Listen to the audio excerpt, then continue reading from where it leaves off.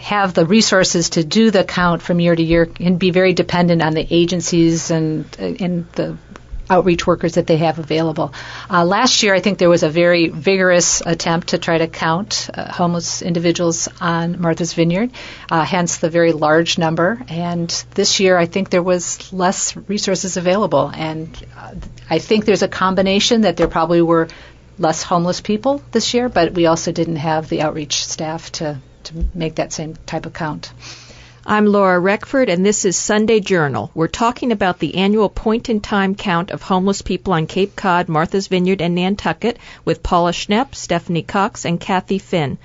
Paula, breaking down the numbers a little further, when we talk about people living in shelters and people unsheltered, and Stephanie addressed this a little bit just now, when we say sheltered, are we talking about just the NOAA shelter, or are there other shelters that we're talking about? There are a few other areas that are considered shelters by our definition, and I believe Pilot House is considered an emergency shelter for individuals. Then we have a number of emergency shelters for families on the Cape, which include, I believe, Angel House, and there's 2 facilities in Falmouth, Cataumet, and Carriage House. So those are our known shelters, and that's where we derive those numbers from. And Stephanie, you had mentioned this idea of the couch surfing. Is there any way to get our arms around what that number is exactly on Cape Cod?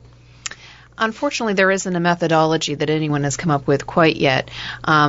In part, that's why we are so reliant upon our partners in the community, and it's so important for human services organizations to work together and share information, because whom you might see at a family pantry versus who you might see at the Duffy Center, it may be the same person. It may be that you're only seeing them once. There are also a lot of people who aren't plugged into the entire human services network at this point, especially if they have recently become homeless. It's their first time being homeless. They may not be aware of the resources that are available to them, and so it's difficult. If you think about it, you're really relying on family members or friends to take care of you, and if you're not plugged into the human services world, there's really not an easy way to collect that information. And Kathy, what is the role of Duffy when it comes to working with homeless people on Cape Cod? Well, Duffy has a full health facility near the hospital, and we also have behavioral health for people, so that anyone who is at risk of homelessness or is homeless can come to us for their medical and their psychological care. And we also have 5 case managers who work now at the moment because of funding with the chronically homeless people who've been homeless for more than a year or quite a few times in, say, the last few years. And so we can help them try to get them into housing, and the cooperation between us and other agencies has really reduced the number of single older adults particularly who were wandering the streets and now have a roof over their head. Now, one particularly disturbing number I noticed here was that it showed 84 homeless children, although that's down from last year when it showed 93 homeless children. What is the typical circumstance of the children, if there is one, where you find them? Stephanie? Well, I can speak from our experience. Community Action Committee of Cape Cod and Islands runs a domestic violence shelter called Safe Harbor. And at any one time, we have up to 20 women and their children who have become homeless as a result of domestic violence. So we'll see anyone from a pregnant woman to a mom with 3 or 4 or even 5 kids.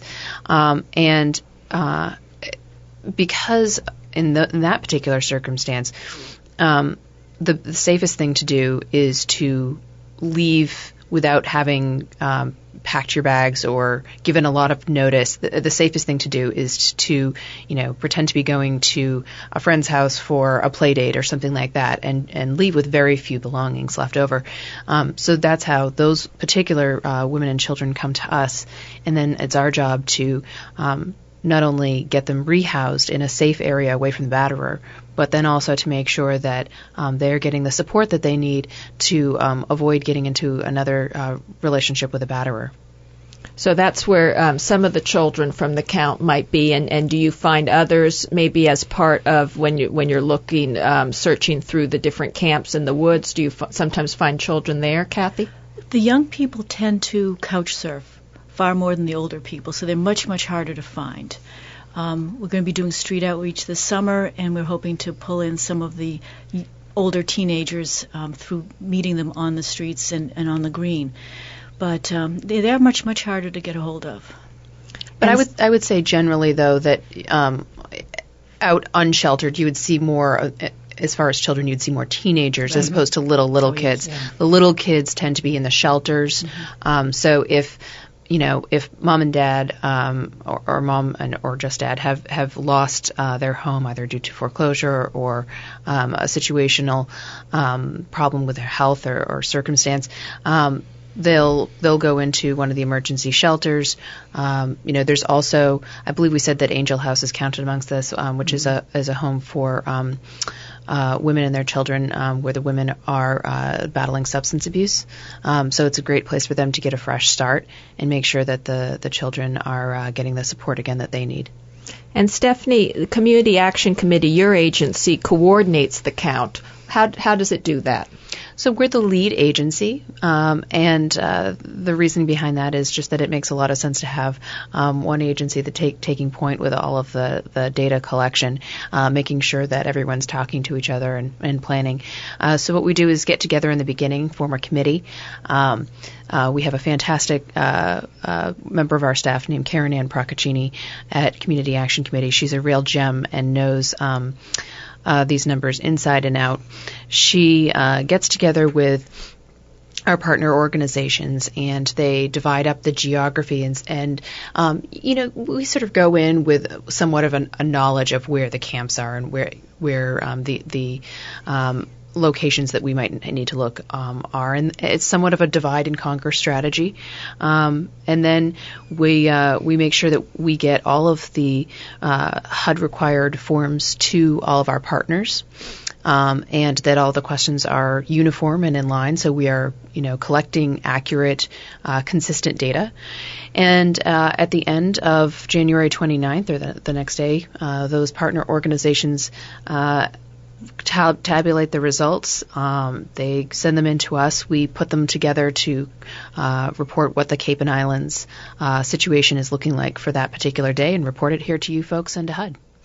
That's a great overview, the 60-second overview, if you will. Unfortunately, we're out of time now. I'm Laura Reckford, and this is Sunday Journal. This podcast is a presentation of Cape Cod Broadcasting, which is solely responsible for its content. Thank you for listening. For more information, please visit us at capecodbroadcasting.com.